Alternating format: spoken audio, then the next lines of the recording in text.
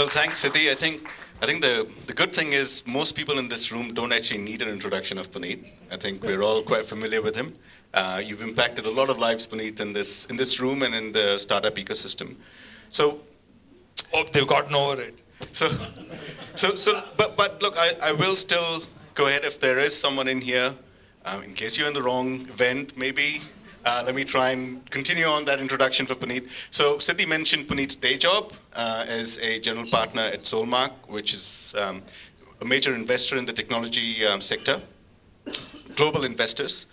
And outside of that, Puneet also has a number of unpaid gigs, right? And some of those unpaid gigs involve obviously being a global board member of TiE, not just chairman of TiE Singapore, but a global board member of TiE. Puneet is also on the board of the Indian Institute of Management in Nagpur. Puneet also sits on the board of SP Jain. Now, I'm not sure, Puneet, I am going to get down to your academic record to understand what qualifies. It's pathetic. Move fast. Not that easy. So, and outside of that, of course, Puneet gets, he's the chairman of a number of the portfolio companies. Puneet also is an advisor to a number of companies formally, but then also consistently advising a whole bunch of people, including myself, on various facets as we go about building our journey. So I thought, what a privilege it is to have someone like Puneet, and my privilege to have this opportunity, Puneet, to ask you these tough questions, because I can't think of many better people to be able to address the needs and questions that such a broad array of audience would have. Given the various journeys you've traversed all through. I've got to ask you this, Puneet, and I think I've asked you this many times. Your life couldn't really be that simple. We've just heard the introduction, and we know that you've got a lot going on. What keeps that infectious smile all the time, and what's the source of your energy? Before I answer that question, I'm going to make two clarifications in spirit of full disclosure.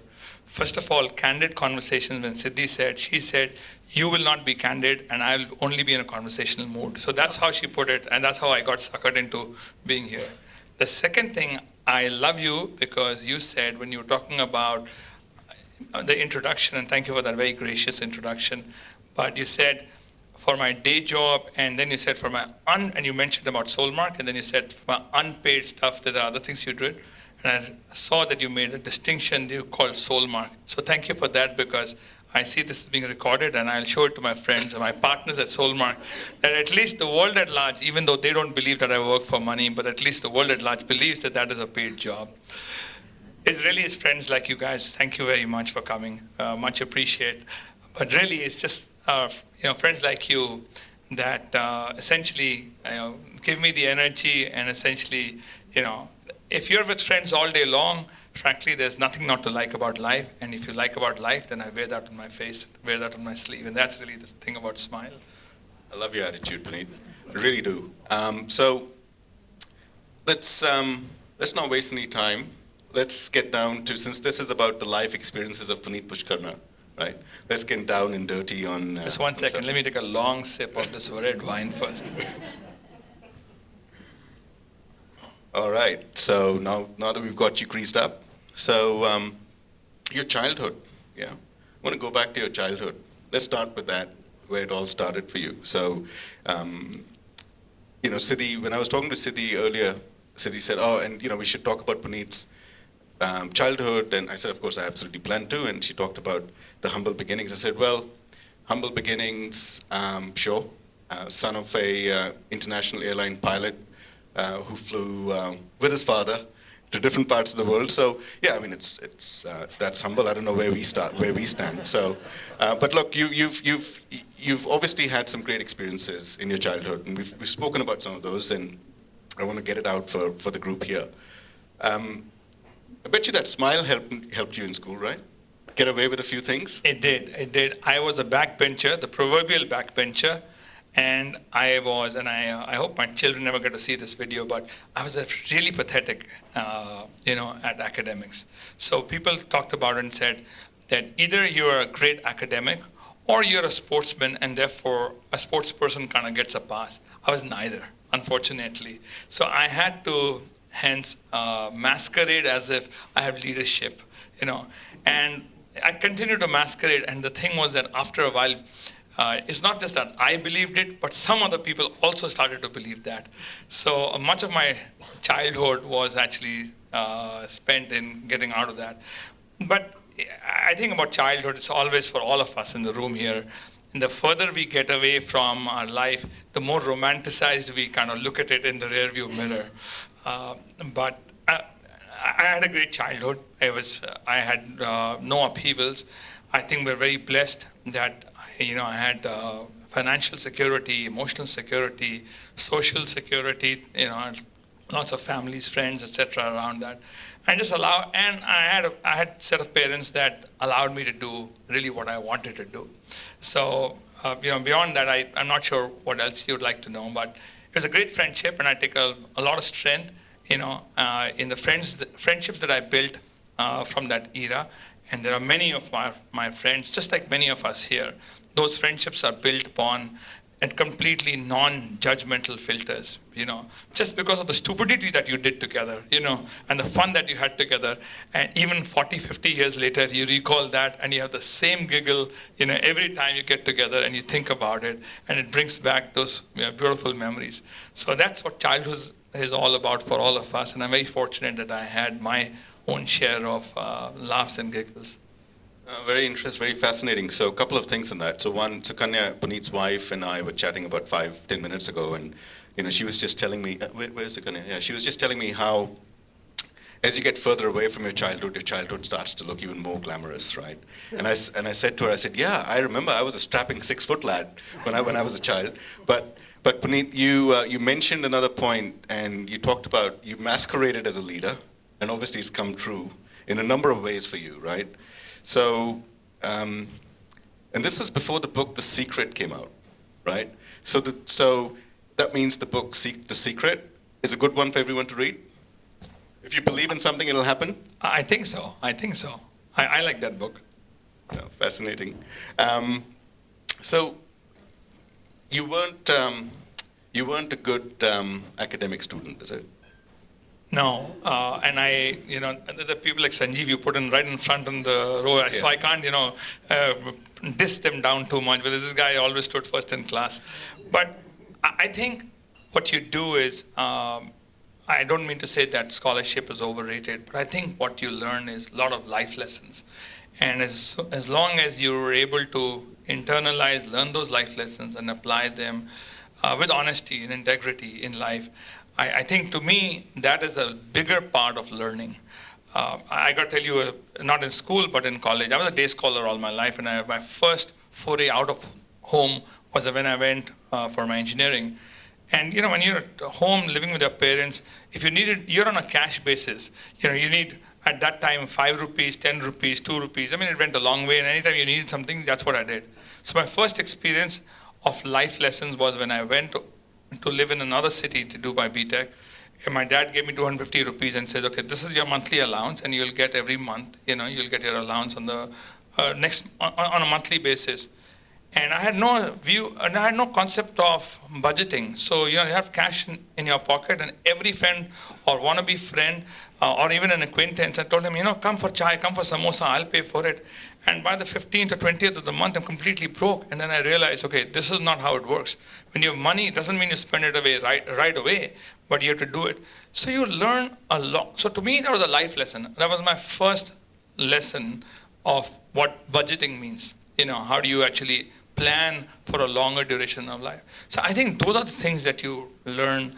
And if you don't synthesize that learning, then I think it's a hard thing. So to me, it was not just the textbooks of it, but it was really the learning part of it. And I think I went to a very humble school. If for many of you who are from India, the Central School or the Kendriya Vidyalayas of India, and I went to one of those.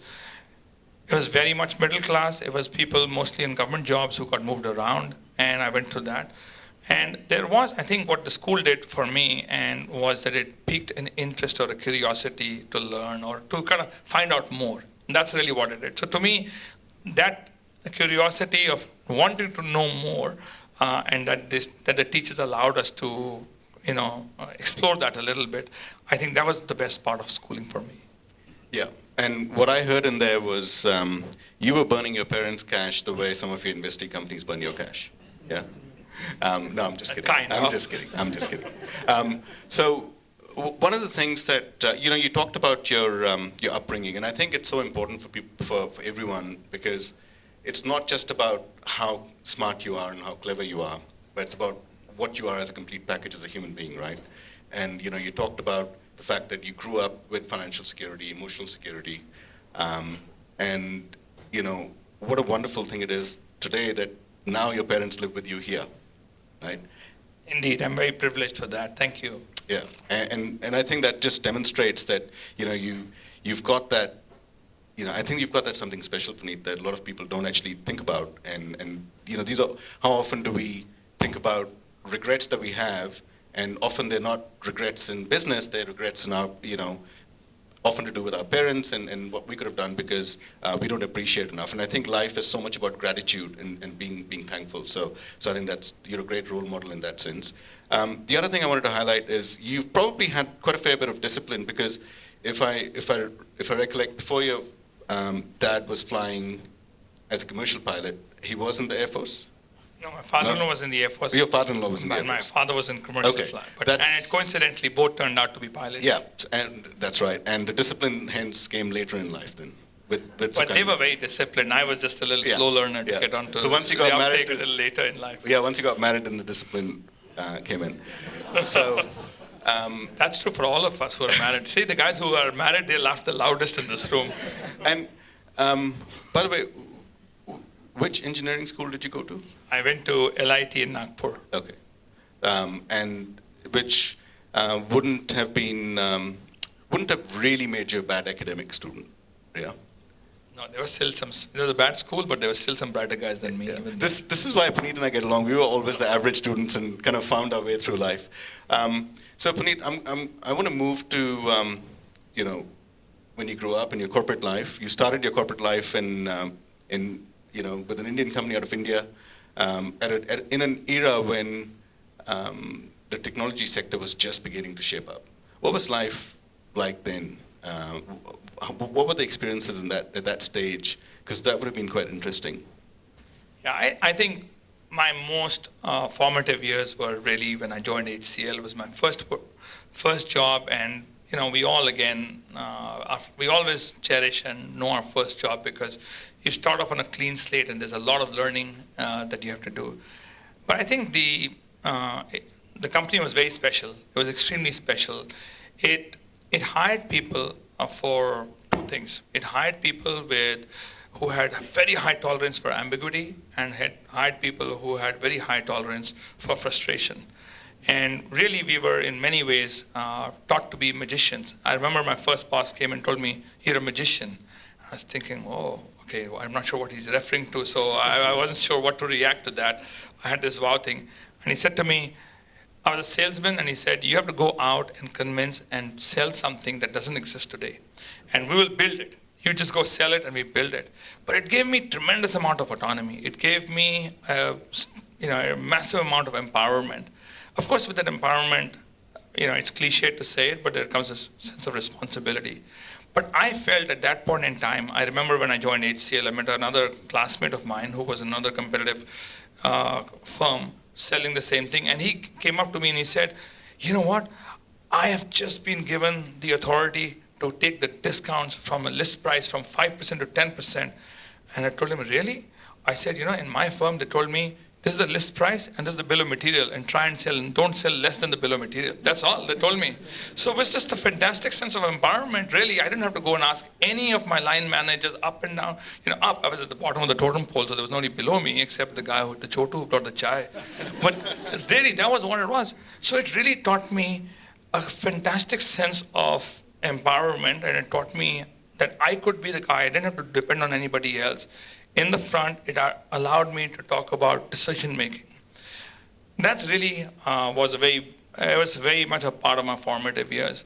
And I learned another very important lesson in life, and I talk about that amongst all my entrepreneurial friends as well, that if in life and which is true for many of us, that we come to this fork in the road where we're not sure what to do, and hence either we don't do because we're afraid that it won't be the right thing to do, or we'll do it because and then have to face the consequences. To me, if there are two sins, then the sin of commission, which is do something, even if it's wrong, that's pardonable, as opposed to the sin of omission, that you didn't do anything because you didn't know what to do. So to me, that was a very, very important lesson that I learned at that point in time in my life. And I think that's something that we think about, we internalize. I actually tell to all my, portfolio companies as well. And it's something that very early on in life that we were taught that don't worry, don't be afraid. In our annual appraisal, in our review cycles, we were asked about what are the 3 risks that you took. And we were not asked the outcome of that risk. And I think, again, there was a very an important management lesson that we learned, that to be able to say this is the risk that we took, because they said, hey, if you don't take risks, if you don't push the boundary, you'll never grow. And I think, again, those are lessons that I learned. So those early years were fantastic. The ethos of the organization, the empowerment of the organization, I think that's really when I came to into being, and I felt okay. I felt that my limits were stretched a lot, and I felt really, really powerful. What's really fascinating, Puneet, is thank you for sharing that so openly. And I think if you look at that organization, HCL, maybe it doesn't get enough credit for the number of leaders that company has shipped out of India, right? I mean, there's so many that actually you and I know as mutual friends as well. In fact, I think if you remember the first time you and I met, I still remember when you and I met. First time was actually at a dinner organized by TrustSphere, and I see a couple of those guys there, Adesh and Arun. It was at in Marina Bay. No, it was at Resorts World Sentosa, and you and I were sitting next to each other, and we started chatting. And then you talked about your early days, and you talked about HCL. And I don't know if you remember, but I asked you, oh, you must know Rajiv Pawar then. And you said, yes, he's a very good friend. And I said to you, he's been one of my mentors. And but you see so many people that have come out of that organization. So do you think it's, do you think that was the objective of the organization, to shape leaders, or did that happen by design or by default? I mean, did they do something? Because they definitely don't get enough credit for it. People give credit to other companies for shaping India's technology boom and those things, but HCL, I think in those days, must have done a tremendous job to ship out so many leaders. I mean, it was almost, and I go back, this is to the, in the early 80s or mid 80s, it was almost deemed as the finishing school, especially if you wanted to go for sales and marketing, because it really just showed you what the art of selling was, what the science behind marketing was. And it really taught you about confidence, it taught you about, belief, conviction, and some of those things that are very, very important. My life, when I started as a salesman, I tell people, one of the things that sales teaches you, and maybe that's where my smile also comes from, is you have to be an eternal optimist. Because 9 times out of 10, if you've got a rejection, you've got to dust yourself, get up, and go the 10th time for that deal, and you've got to be as positive as anything else, and you're hoping that the 10th time around you'll be lucky. So you can never give up hope. You've got to continue to strive, and I think that's one of the things that I think we took away, and that really got burnt into our DNA. So we internalized it so much that it really become a part of our life. I mean, in our early days of marriage, and Sukanya is here, she would tell me, Puneet, stop. This is home. Don't sell to me. So, so it had become second nature to me, but that is how really it had happened. And I think that was very, it was great. I would tell you another incident about this thing. When people talk about these days, and they talk about work-life balance and how young kids are looking to, right after college, look at jobs and say, oh, I'm going to have work-life balance. Work-life balance is a fantastic, phrase, but I think it doesn't belong into the vocabulary of a 20-year-old who's just gotten out of college. It just doesn't belong there. I totally disagree if some young kid comes up. Because when I joined work, I was posted to Bombay. My HR manager, by the way, we had a two-month training program. At the end of that, he asked us, give us 3 choices of where you want to be posted. First choice for most of us was hometown. Second choice for many of us who had girlfriends, was the place where their girlfriend was if the girlfriend was not from the same town. And the third town was something that they wanted to experience or go to. So in my case, Delhi was my first choice. Calcutta was my second choice because Sukanya's had a family and I was still in the phase where I was trying to impress her family. Her mama body and all that were over there. So I thought, okay, Calcutta would be great. And third, I'd heard about Bangalore. I'd never worked there. I'd barely visited there. So I said, okay, that would be great. And I found myself being posted to Bombay. And when we compared notes, we found out that the HR manager was a very smart guy. He actually had a list, not a selection list, but an elimination list. He knew, okay, these are 3 places. People will have distractions, so don't post them. And he chose a 4th location to post us there. So that's how we got posted. And 2 months after I got posted there, my regional manager called me and told me, the guy in Pune has resigned, and if those days, for some of you are familiar with Pune, I see KV Rao here, he'd definitely be familiar with that. Pune used to have a massive power problem, and therefore Pune used to actually be closed on Thursdays. So Pune used to have their closure on Thursdays. Industrial close. Industrial close on Thursdays. And as a result, all the big industries used to work over the weekend. So my boss told me, you're going to work Pune Friday, Saturday, Sundays, and you'll work Bombay Monday, Tuesday, Wednesday, Thursdays. And by the way, you're going to carry quota for both places. So your quota doesn't get halved, your quota gets doubled, for you carry quota for both locations.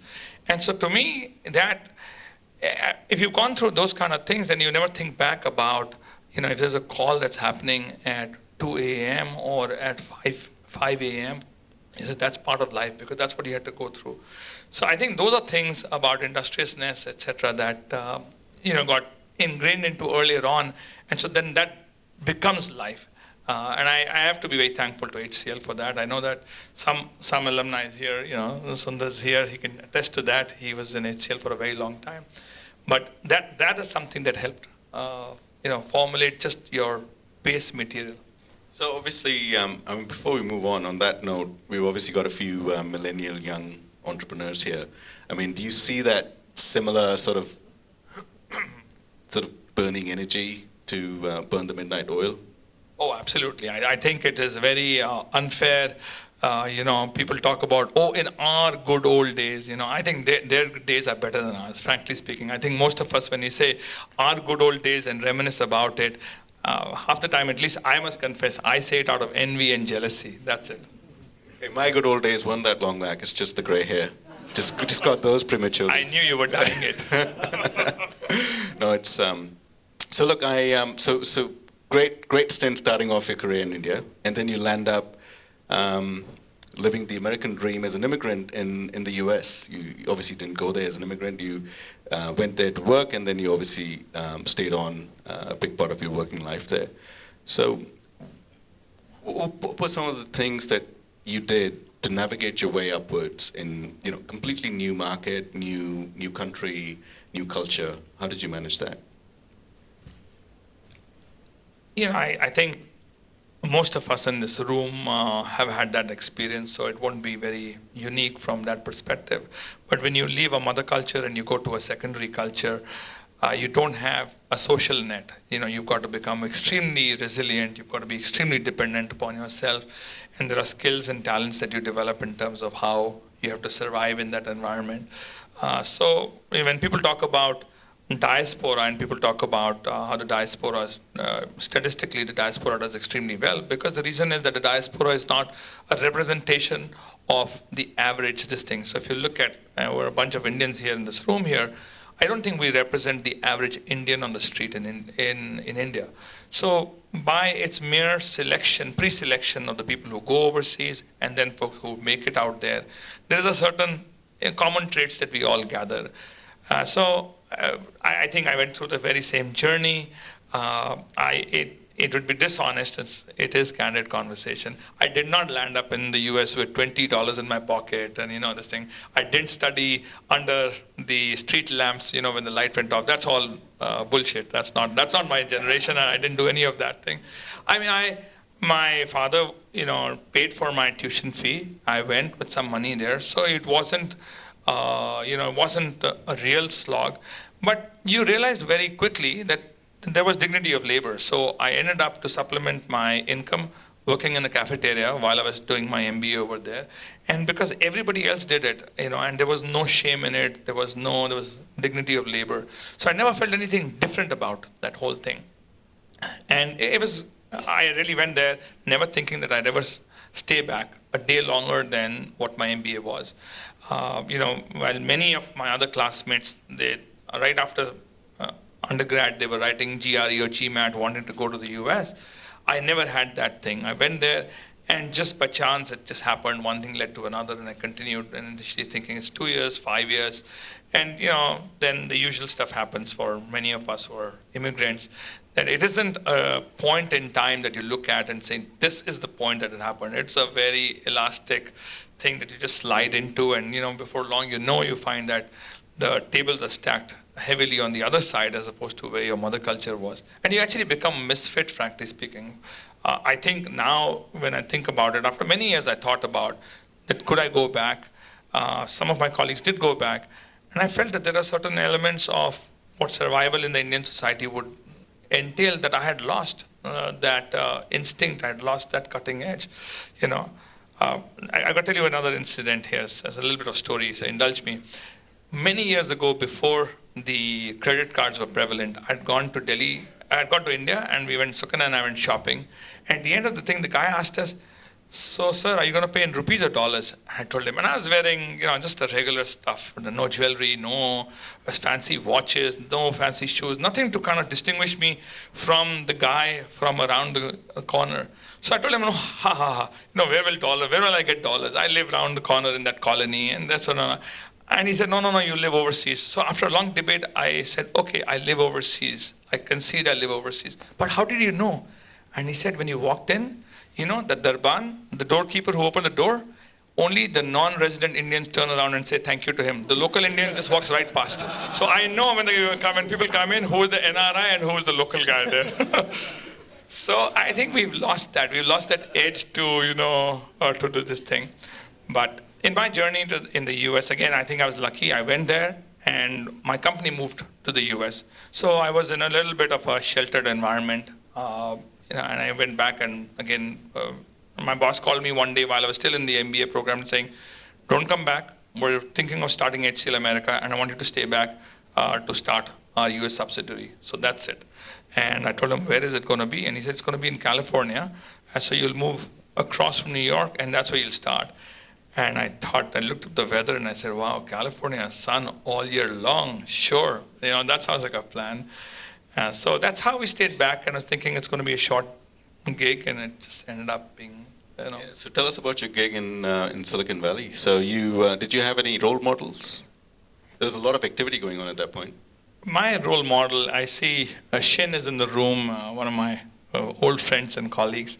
And he knows the gentleman, and some of you might know as well.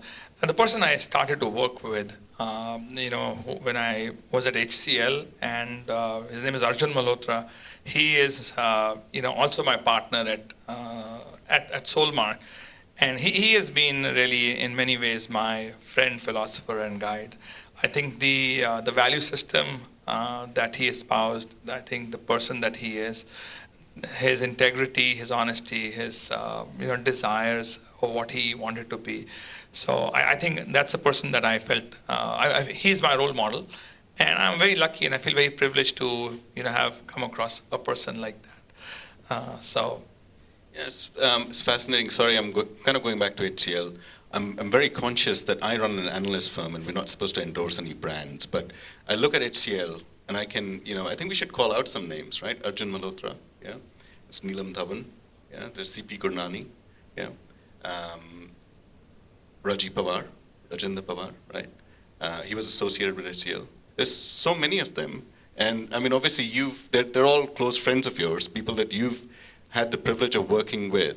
So tell us a little bit about what made these people special, because all of them have had a huge impact. They're not your typical corporate exec that's done well. They've achieved exponential success. So share a bit with us, Puneet.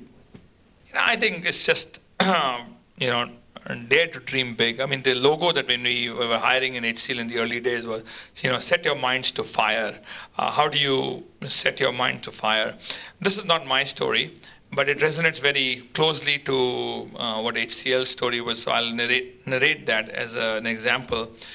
Vivek Rana Dive, who was the founder of TIPCO, a very, very successful company, he narrates the story that they had this middleware thing that they had developed, and they were competing against big giants like IBM, etc. And the account was Goldman Sachs. And I think at that point, I'm not sure who. I think Mr. Rubenstein, he was the CEO of Goldman, or he was a big honcho in Goldman. He was doing the selection, and they asked him, why should we get the order to you and not to IBM? And he's, kind of regular copybook style. He kind of gave the answer because we're like this, we're like this, we're like this. So this went on. He asked him a second time. Again, he gave the same answer. I was not convinced. Then the third time, Vivek says that he gave the answer was because we have fire in our eyes. That's why you've got to give the order to us.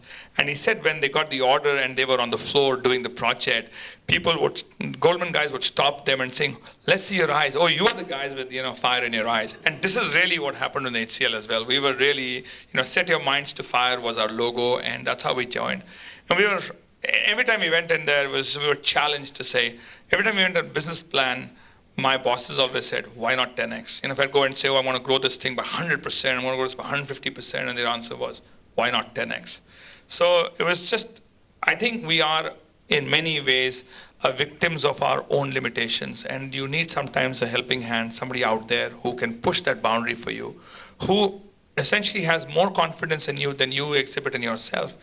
And by doing so, all that person does is says, if you fall, I'm here to pick you up. So don't worry, push yourself. I'll be there to pick you up. And I think when that happens to you, it's amazing how much faster, that you can run and how much longer or further you can get ahead. I absolutely agree. I mean, this is not about me, so I'm not going to go on about it. But, I had my first entrepreneur. This is my second entrepreneur stint. My first one was when I was 23.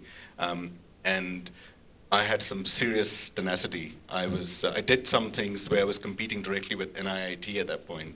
And not only was I competing with them, we were putting it up on like a full-page newspaper advert. And I had the audacity of going to Mr. Pawar and saying, I need some advice from you. When we were beating up NIIT. But I think you learn... Good move, asking your competitor for advice and beating him next day around in the bidding war. See, that's the thing. I never saw him as a competitor. We were so small, and I just went up to him and I said, I had the privilege of knowing him because we went to the same boarding school. I mean, again, I'm not that old. Not that he's old, but I'm much younger than him. So... but we already established you're dyeing your hair white. Yeah, that's right. This is the only way I could get by. But I actually did, I called him and I said, look, I'd love to get your advice. And he said, because obviously he said, yeah, I've seen your adverts, what, to compete with us? And I said, not really, I just want your advice in general. And he was extremely helpful, and he has been, he's very kind. So it tells you that, there are people who look beyond these trivial things, and, their thought process is so much higher than, to take the high road on things. And I've been fortunate, and then I got into corporate after I got out of my first entrepreneurial venture, and I owe everything to my first boss, because I had no idea what it was like to work for someone, because I'd never worked a day for anyone, and he was able to actually, able to show me how to, how to do things, but then I learned a lot from him, and also made sure that I had the visibility in the organization to grow, so he wasn't insecure. That's very good. Actually, I think gratitude is very, very important. Just now, actually, I was overhearing a conversation. My wife was introducing me to somebody, and they know each other from another life. And this happens to many of us. And usually the cliche that we say is, oh, wow, such a small world. I met somebody from college, and that's what we say. It happened to me once in the Philippines that I was meeting somebody, and he said there's a friend, a dear friend of his who he grew up with from kindergarten onwards, and he's in the Silicon Valley. And I said, those days, we used to live in California, and it turned out to be a person that we knew very well. So I used the same cliche and said, oh, it was such a small world. And he said, no. He says, you're privileged that for you, the world has become so small. And I think, when he said that to me, there was a moment of great humility and acceptance to say that we are very privileged and we must accept and acknowledge that we are privileged. Yeah, absolutely. And look, clearly, Puneet, you're demonstrating that. So, all right, moving on from the folklore, yeah, let's get into some hard stuff, Puneet. So, California dream, yeah, you were living the dream in Silicon Valley. That was the land of dreams at that point. We know that with entrepreneurship and innovation we hear about all the successes, and we know about your successes you've achieved. But I think what's really important to understand is entrepreneurship and innovation also comes hand in hand with failures and challenges, right? So I guess I want to just change tack a little bit and move on to the dark side of your life, maybe, if you have any. In California, that can mean a lot of things, but with respect to your professional working career. This PG-13. So, from your failures or challenges, are you able to, now that you've got a bit of wine, I've noticed you've got a lot more wine than I have. Is that because you're the chairman of TiE? No, it's a regenerative glass. It just fills itself. I know, I've noticed that. So you must have had some failures and challenges, right? So would love to hear those stories. And how did you overcome them? What those failures and challenges might have been. How did you overcome them? Or what were the learnings from those? I think we stand up here and everybody talks about success, but you have to admit and acknowledge, and when all of us have been on a journey, that there have been many, many failures. I think in the sum total that we are left standing because, again, I think Lady Luck, was kind to us and, shone brightly on us, where our, where our roster of successes kind of just about, went a little bit ahead of where our failures was. But we've had many failures. Listen, two things maybe I should tell you.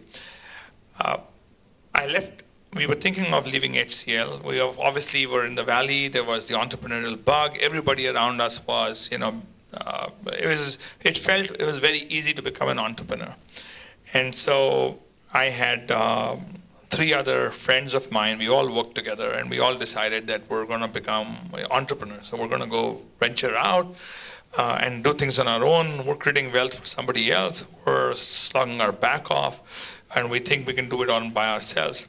So we decided that in 1996 to go out and start to do something on our own.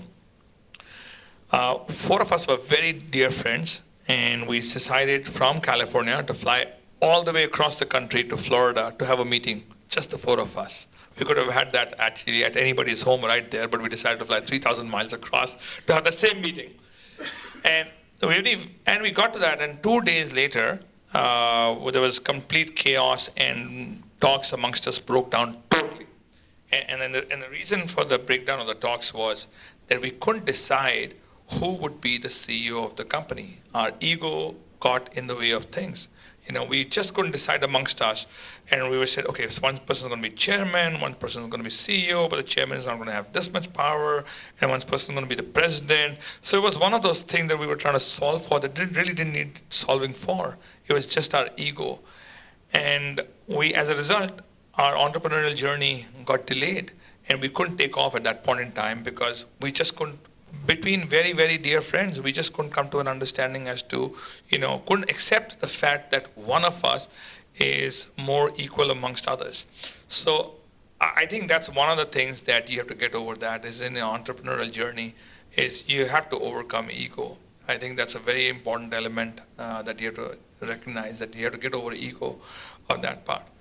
I think the second part is that you have to remember, so, we started our journey, and of course then our first venture was funded by Goldman. When we did the deal with Goldman told us that we did a business plan, and our business plan was very ambitious. For many of you who are running businesses, when you write a business plan, we said our first year revenue, this is a 100% services business, was be 12 million. Second year would be 36 million, and first year would be 12 million, second year would be 36 million, and third year would be 84 million in revenues. And Goldman said, we think you'll get to 84 million, but you're missing a year or two in between somewhere. They didn't think that you would get to 84 million.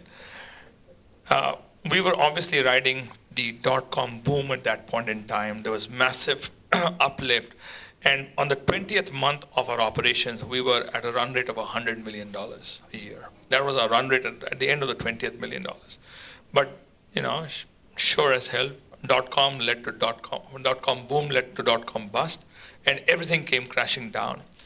And when we were going through this, Arjun, who was the CEO of the business, we said, hey, all these guys, in fact, we had a company which is our neighbor, and that guy's card had English on one side and Japanese on the other side. It was very fashionable in that time. You felt if you're doing anything in Japan or you had any association with Japan, you were considered to be, at a much higher Brahminical level, so to speak. So everybody had this thing, I have to have something to do with Japan. And we told Arjun, those guys, they go to Rio for their offsites. They have Japanese on the back of their cards. We do our offsites on the weekends in the office. And, we have only English. That's it. We don't have anything else. And I think when the bust, boom turned to bust, we realized that fiscal jurisprudence, by treading the middle path a little bit, and by being prudent about it, we survived, and many of the other companies, didn't survive. So that was my second important lesson that I learned in entrepreneurship in California, to say that you can get wiped out very quickly, but if you exercise a little bit more fiscal discipline or jurisprudence, it allows you a much longer runway. But we almost lost that company in that thing. It was a very tough business. It was a very tough thing to do. We all went through massive pay cuts. And the hardest part of that was that, we had to let go of a lot of people. So that was very, very traumatic. So those are things that you do. Again, going back to ego, when we were doing very well in another business, one of my partners, he's from Bihar, and nothing against the Biharis here, and I don't mean to label them, but he had this dream, and he said, all successful people in America, they all owned a bank. So we have to buy a bank. We are a technology business, for heaven's sake. What do we have to do with a bank? And we're not talking about a digital bank here. No, nothing digital about this bank. This is like, a brick and mortar bank. So he said, no, we've got to buy a bank. We are not deemed to be successful if we don't have a bank. We don't own a bank. So we went looking for a bank, and we found a bank called Lydian Bank that obviously was in doldrums. Something that was selling, pennies to the dollars. Any sensible person in the room will tell you that it obviously is a bad thing to do. When you get a basement bargain, you really get a product that is in the basement, not on the top of the totem pole. So I went and to run that bank. Two things, that the people in the bank obviously were no longer interested in that bank, because they were the people who had actually driven the bank to the ground. So they left and bolted right away. And we had never in our life ever run a bank, So lesson for us was, you buy an asset either where you have a fantastic team which is running the asset, or you know that business extremely well, and therefore you can run that business very well. But in the absence of one of those two conditions not being there, you shouldn't buy an asset. But it was purely ego that led us to buy this bank. Many $1 million of losses later, we had to shut that bank down. And, I came back with the tail between my legs and said, guys, sorry, but we had to shut that bank down.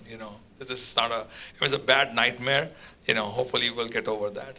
So I think, again, the mistakes that you do are foundationally somewhere where you have not let good sense drive you, but it is your ego or something else that has actually come in the way of making that good decision, that eventually you get to pay for it.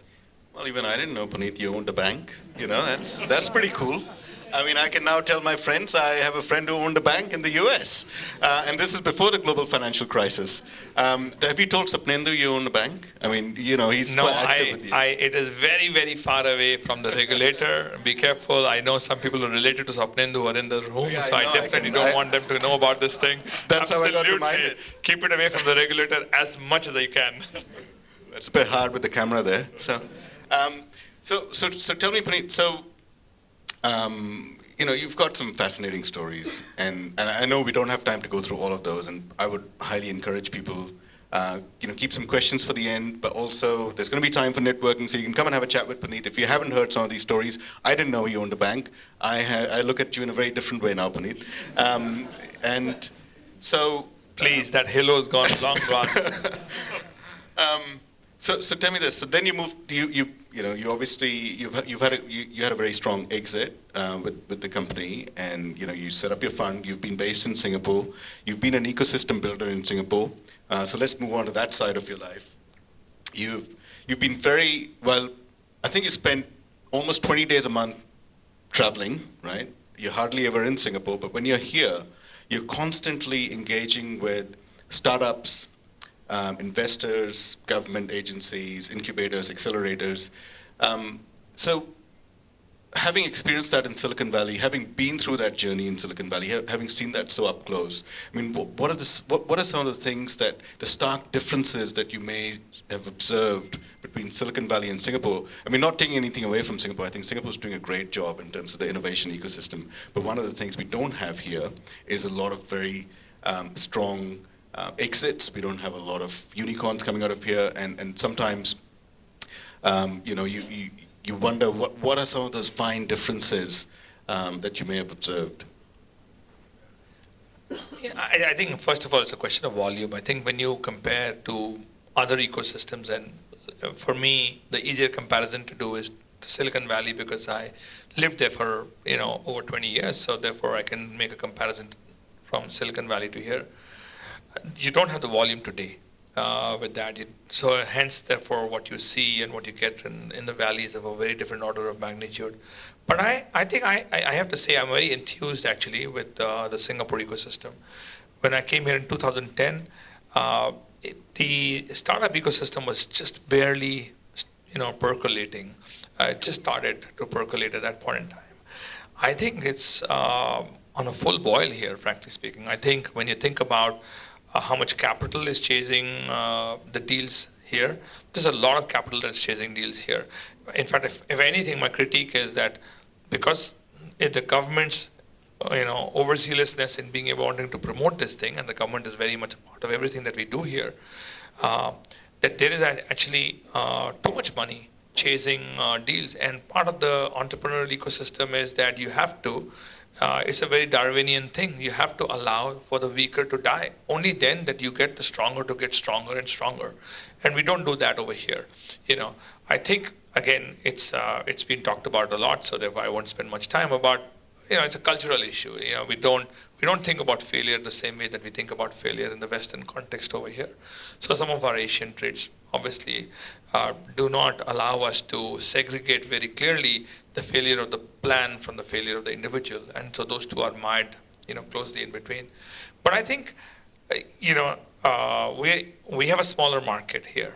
We have a smaller talent base here. We have a smaller market here, and therefore the reach is smaller. But in the overall scheme of things, I think Singapore will do very well. I think of Singapore, frankly, as not as Singapore alone, but as a drainage of everything around us.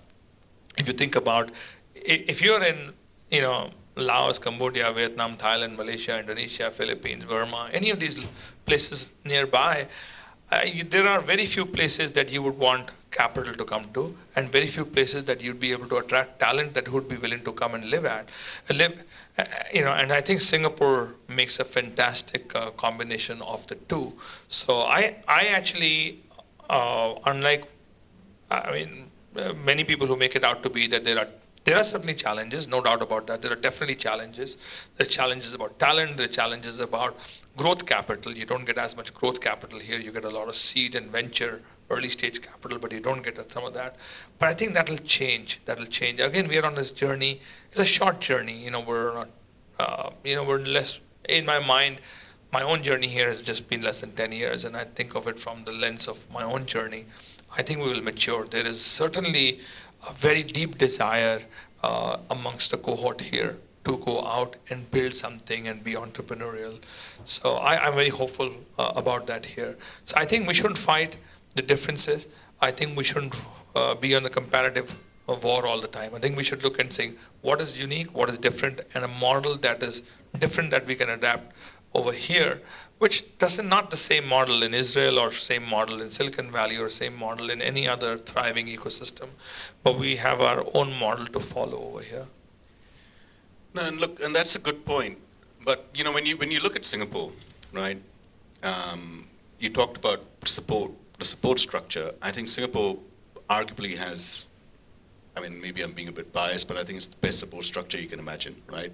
You've got the government putting the weight behind it, right? You've got Enterprise Singapore, SG Innovate, you've got, with the fintech ecosystem with MAS and kind of work Supnindu's doing from SG Innovate, your friend Steve Leonard with the kind of work they're doing. And in fact, the one thing that comes to mind for me, and I've had this chat with a whole bunch of people, I think I've spoken to you about it as well, Puneet, is do you think it's because with all the innovation that's going on, the startups here maybe don't start with really strong global aspirations, and the aspirations are focused on, I think it's unfair to say they focus on Singapore, I think they focus on ASEAN, but do you think it's that lack of aspiration to go global from the get-go with that mindset? Do you think that's lacking at the moment?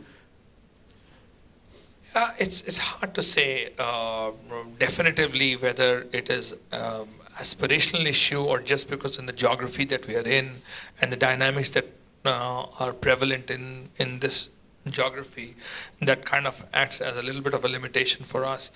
But nothing to stop us from dreaming big, nothing to stop an entrepreneur from here to think that I'm going to build a world-class product and I will launch that product from here. So I know a lot of, not experimentations, but products that have come out from here that have gone on and have very brand new ideas. One of our own,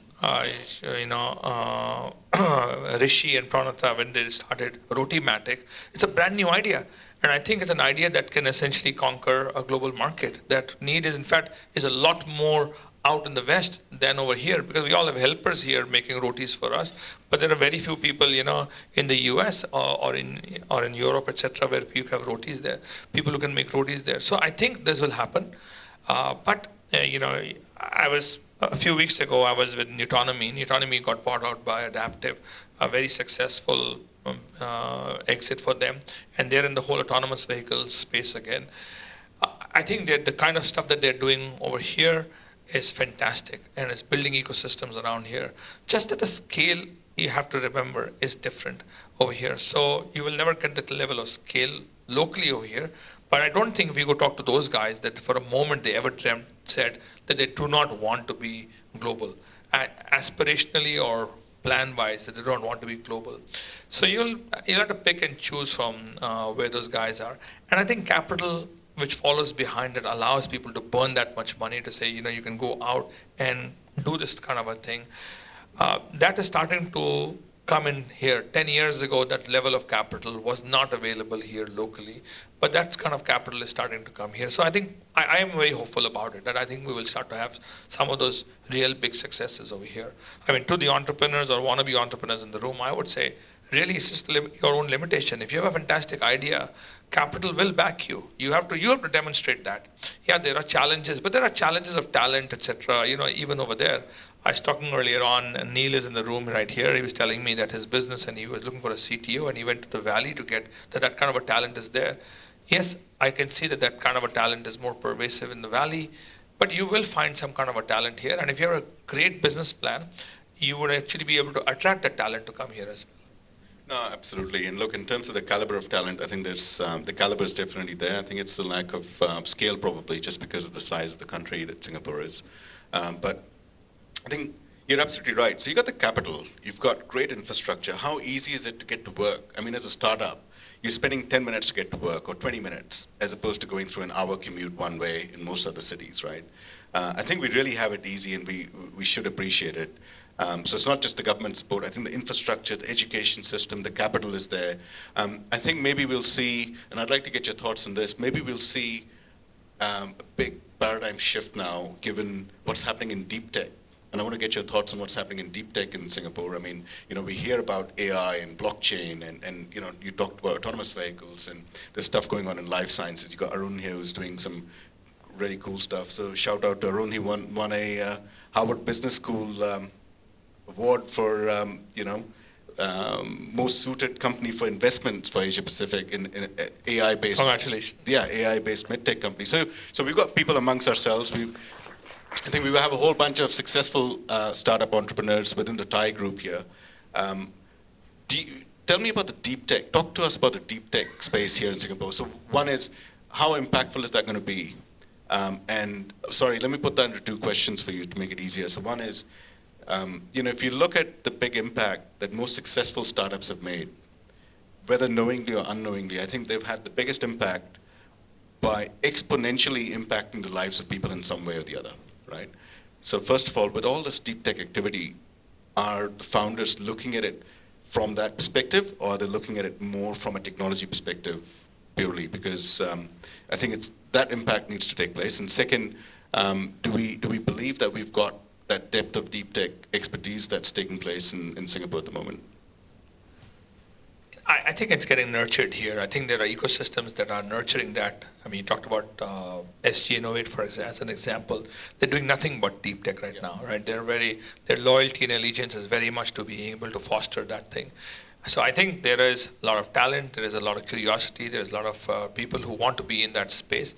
And in terms of impacting lives or just pure technology, I think the savvy entrepreneur eventually figures out that whether or not he wanted or she wanted to believe in that in the beginning, is one thing, but eventually it makes for a good market spiel. So they adopt that and embrace that.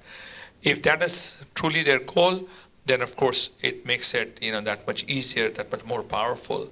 And again, speaking personally from my own perspective, when people talk about mission statement, vision statement, etc., the definition that I like, and this again not my definition, but somebody else that I used it and I like that, they said mission statement is what you do, but vision statement is why you do it. And so to me, it's very, very important as to why you are doing something.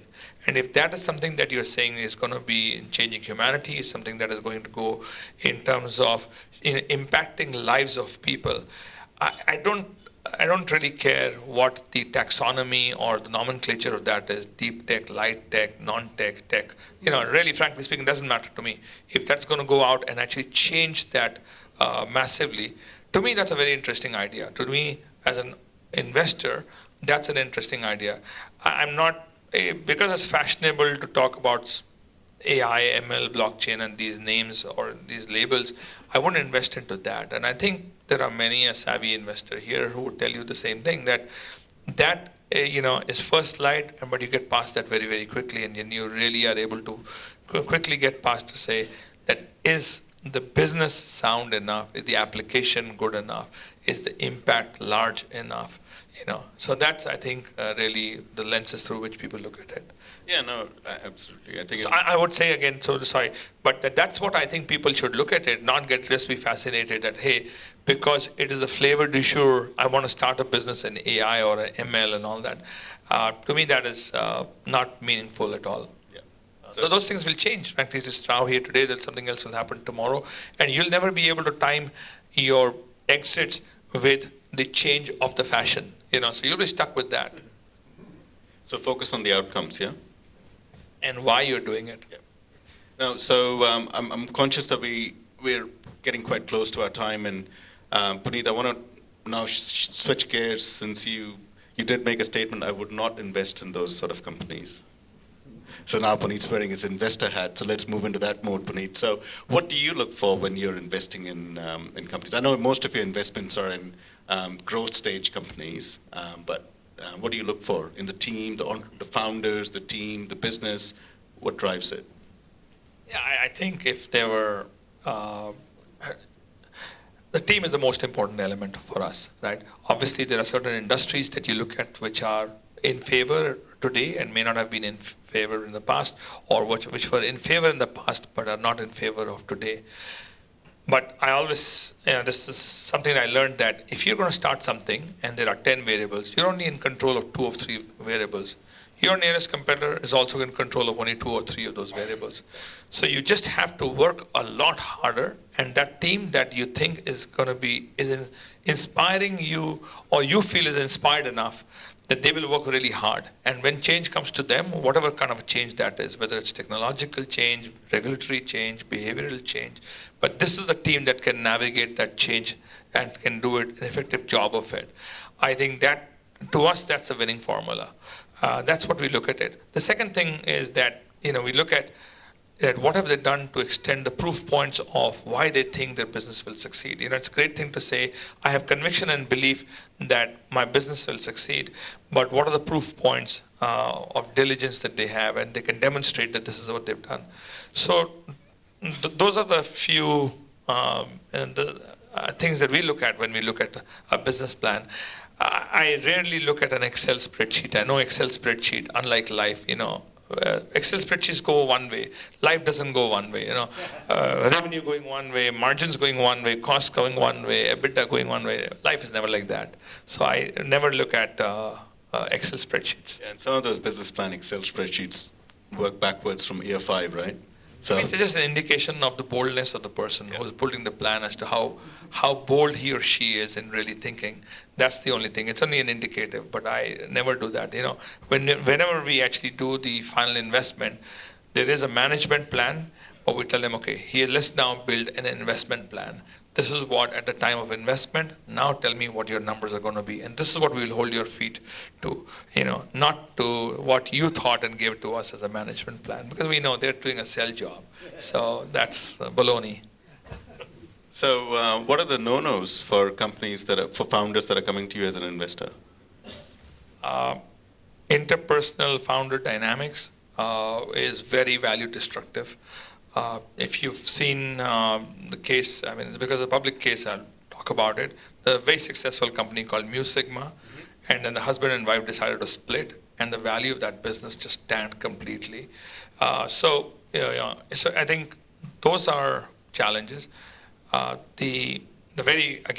lesson to be learned, I saw the Bad Blood. If you haven't seen that movie about Theranos, I think it's a very good movie to watch and see what are the things you don't want to do. Here's this young, bright, smart, sharp kid right out of Stanford. She's 19 years old, come upon a fantastic idea, but has got ahead of herself, and she had a roster of board members that was just, there was the envy of anybody else. She had Charles Schultz, she had Henry Kissinger, she had Jill Manafort. She had a fantastic set of people, and when we look at integrity and honesty, and we find that if that is missing, then that's a no-no as well. No, absolutely. I think that goes sort of hand in hand in any engagement or relationship you have, right? So for starting entrepreneurs, or budding entrepreneurs, right? And you've been through that journey. You're an investor now. You've got lots of spare cash lying around, Puneet, we know. So for entrepreneurs that are looking to start their journey, have a business plan, haven't started yet, or entrepreneurs that have started, they built their product, MVP, what are some of the things? If we can end on this note, and I'll open it up for questions, is what are some of those nuggets they need to be mindful of? What can they do to get across that line? Not with your money necessarily, but... Yeah, a person who wants to take a bet on somebody else's money is not an entrepreneur. Okay, so that's the first thing that you've got to recognize is that, is this person, he or she, is taking a bet just with your money, or is she or he going to put their money behind, where their mouth is? I think, again, if you're not 100% convinced about an idea, you have to start off with that conviction and belief. If you're not convinced about an idea, it's never going to succeed. So that's the very first thing that you've got to do. And conviction and belief means, that you don't have plan B. So many times entrepreneurs or wannabe entrepreneurs come and say, I'm working in this enterprise, but while I'm working in this enterprise, I have this idea and I want to see if you can do this thing. Yeah, that's funding done by his or her uncle or grandmother or, girlfriend, boyfriend, but it's not a investable idea at that point in time. So you've got to see that they're completely convinced that if you really believe in it, you build that idea, put your money where your mouth is, build something up, and then come to the investor, and the investor will see through that. will see that, hey, you've put your effort, you've built something, it works. And many times it may not work. So it is a high risk strategy. But I think if you don't have that conviction and belief, don't start an idea. Starting a business just because it's fashionable to start a business is a sure recipe for disaster. Don't do that. You have to believe it in your bones that this is something that is good for me. And by the way, there is no judgment thing. There is no statistical proof to say that only entrepreneurs do well in life. Non-entrepreneurs don't do very well in life. That's not the case at all. So there are many, many paths to self-actualization and self-realization. Only if entrepreneurship is your calling and you want to do it, only then do it. But otherwise, don't do it because it seems to be fashionable and that's why you're doing it. I think you have to constantly do the outside-in view and challenge yourself and say, why am I doing it? And be honest. It's very hard to look at your own baby, so to speak, and have a dispassionate, honest view of what that business is all about. But you have to have a very dispassionate, but unless you're able to have that outside-in view of the business, you'll continue to make mistakes. You'll get very emotionally attached to it. And the people who failed, it isn't that they didn't see failure coming. They saw the failure coming, just that they didn't act fast enough or didn't recognize it or acknowledge it. So I think that's a part that you have to do, is to be able to have that view from the outside in. But the other thing is that I tell is, it's never ever too late to do it. Don't ever think that, oh, now I'm at this stage and I don't want to do.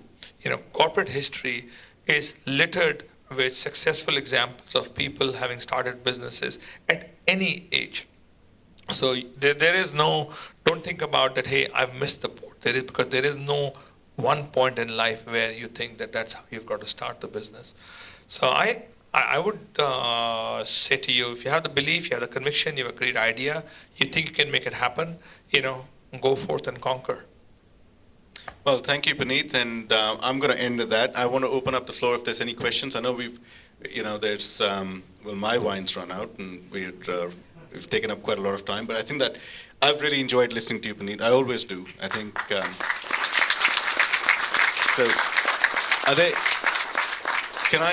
can I open it up? I mean, are there any questions anyone has for Puneet?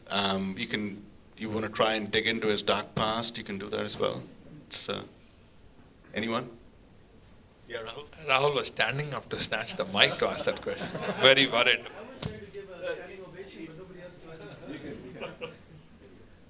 No, I really enjoyed that. I think it deserved a standing ovation. The insights that you were able to deliver with the elocution that you have is amazing. My question is about your early years. You mentioned you straight away went into a sales job. I've seen a lot of people working for companies who are hardcore tech people who don't realize that they also can sell. What is your advice or what is your thought about encouraging hardcore tech people to go out and sell? Because that seems to be what, perhaps what you've done, and a lot of people that I know have found that they can sell even though that was not their main calling, coming from a technical background. How would you advise people to kind of try to unlock that sales aspect of their technology mindset? I think I would actually, in fact, extend that question a little further to say that many times entrepreneurs are not the CEOs of the business. So forget not just the sales job, but they're not even the CEOs of the business.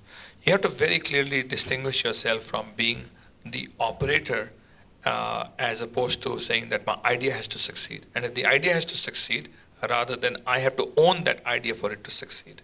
So that is a distinction that you have to make. And those people, entrepreneurs who are fantastic, who have the idea, who have done the ideation extremely well, recognize early on that taking the idea and converting that into an enterprise and building a good business out of it, that they're not the ones who are going to do it and are better served and helped by getting an external help, getting an outside CEO, getting an outside sales, building an outside sales organization, etc. I think they don't have to suffer the pain, etc. So my thing is, as an entrepreneur, you have to recognize what is it that you do best, and then let go of the things that you don't do best, because those things that you don't do, you're going to essentially impede the progress of the organization through that part there.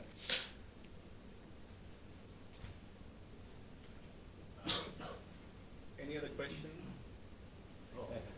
Now you're getting on the hot seat, Puneet. I told you Sanjeev को नहीं बुलाना चाहिए था. Not really. So, Puneet, one of the things, partly an observation and then a question, and which is the importance of communication skills. So, number of times I've come across companies, entrepreneurs, and so on, brilliant idea, but they can't really articulate. Pitching, for example. And at the risk of stereotyping, a lot more of that prevalent in India, and as you get to people in Singapore, they can articulate it better. So from an investor perspective, maybe they are losing out because they really can't articulate and therefore might get filtered out.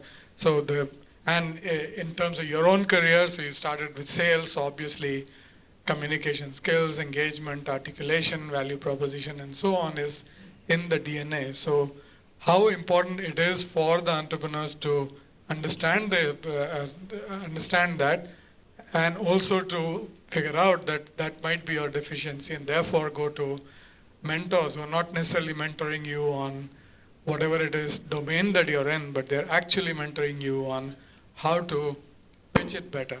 Because a number of times I have seen they fail just because they couldn't articulate it properly, although their idea was probably more brilliant than somebody else's who managed to get the investment. Yeah, that's a very good question.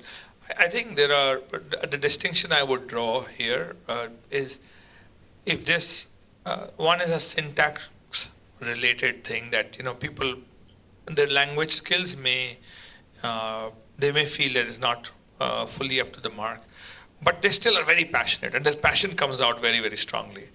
Go back to, there's an IM Pact happening on the 17th of August, guys. Please go for it. Sanjeev's the president of that, and they do a great job. And one of the people they got a few years ago was a gentleman who was the person who actually, I don't remember his name, but the movie Padman was made, based on him. He's the person who actually came here in flesh and bone. Now, he was a very passionate guy. And he actually, in fact, used his, kind of portrayed his lack of good English, good Queen English, or whichever good English that you want to talk about as a thing. But his passion came through. So I think there's a difference that you have to make between syntax and between passion. But sometimes people don't have that. They're not able to stand up and articulate. And at that point in time, I would say, yes, get a pitching coach, get a communication coach, get help. Just like you get coaches for anything. If you don't understand finance, and if you're an engineer, you don't understand finance, you don't know the difference on items in your income statement or your balance sheet, you didn't even understand P&L, forget about this thing. Well, you would get a CFO or some finance help. I think likewise you would get somebody to help. So I think they should get that. I think they should, certainly equip themselves. If it is centered, they're going to be a center stage, at which point in time they have, one shot at it. They should go as well prepared as they can, and not to seek that help. They're just doing themselves, they're being unjust to themselves.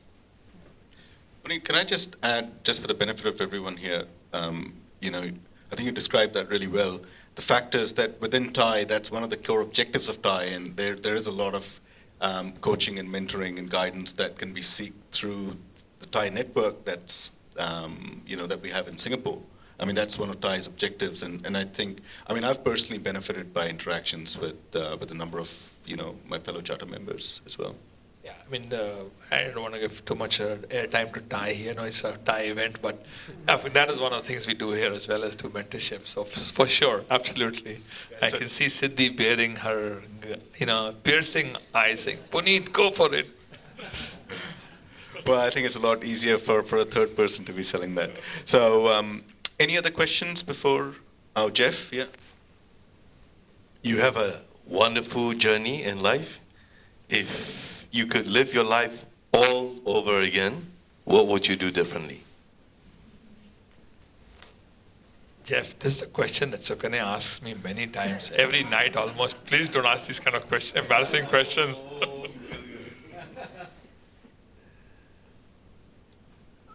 I have certainly reaped the fruits of entrepreneurship, I must say that. I have reaped, I've felt professionally gratified. I have felt, socially I've reaped a dividend, and I've gained financially also from it. Like I said, I had thoughts about entrepreneurship. I felt it that I would wanted to be an entrepreneur, and I procrastinated. So if there's anything I would have said, I would have probably started that entrepreneurial journey earlier than when I started. But having said that, like I said, it's never too late. I've enjoyed every bit of it, and no regrets really. Just enjoyed it. Thank you.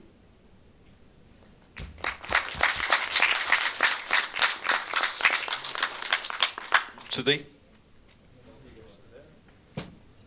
Should we have a last question? I want to ask you a question about something you brought up during your conversation on impact. This is from both sides. If you were to look at an investor as well as a startup founder, we classify the startups very quickly. If there is a startup which has got impact in terms of the society, we say that's a social enterprise and so forth. So as an investor, if you were to look at a startup and there's a founder sitting in front of you, how do you want them to quantify the impact of their startup, not just the revenues or the growth, which is more the Excel work, but how do you really look at that conversation? This is the impact I'm going to have with this venture. There's just something that most of us have in our pocket, a smartphone, right? What do you think is the impact of this? And you think, take Steve Jobs, he's not the only one who made a smartphone, but there are many others who made it. But what do you think is the impact of this? Not talking about the valuation of Apple as being the most valuable company in the world, but what has it done to all of us, right? Everything, my user interface to the world, like for most of us, and forget the millennials, is through this device. I mean, calling it a phone actually is doing disservice to this device because we're doing everything through it. We're doing commerce, we're doing consuming entertainment, we're doing collaboration, we're communicating. My life, these days, if I forgot my laptop, I am not so worried. But if I got my phone, I have to come back from the airport to get my phone back. So I think, and I'm sorry for the very long-winded example to illustrate this thing. I think when you talk about impact, it's not just a social impact, and I just want to clarify from that perspective. It's not a social impact. If you build things, those have long ramifications, and you have to understand, and sometimes very difficult. I'm not so sure, frankly speaking, that when the phone came out, whether they themselves could actually have talked about the impact of what this device has on us today. So it's up to you to think about it and up to you to realize that. And frankly, it is not a point in time. It is a journey that you continuously evolve through, etc. There are, again, history is replete with whether there are medical devices or whether there are ordinary things that you and I use every day at home that are doing things, but those things will have impact. There's a lot of debate these days on autonomous vehicles. And you think about the impact that that's going to have in terms of space, in terms of job creation, in terms of autonomy, freedom, ecology, etc. So it's up to the entrepreneur, frankly speaking, to understand what that impact is and then to be able to articulate that thing. So I just want to, the only point I would make is just don't think about social impact in its impact places as well. And particularly to the investor is looking for a financial impact. So you don't shy away from that. If you're writing a business plan and going to, a professional investor, that I see one of my friends here, Jeff, and a bunch of other people who are, who are in professional investors. Yeah, a business plan that says that I'll never make money, but I'll be good for planet Earth. Well, maybe we're not the right people to come to.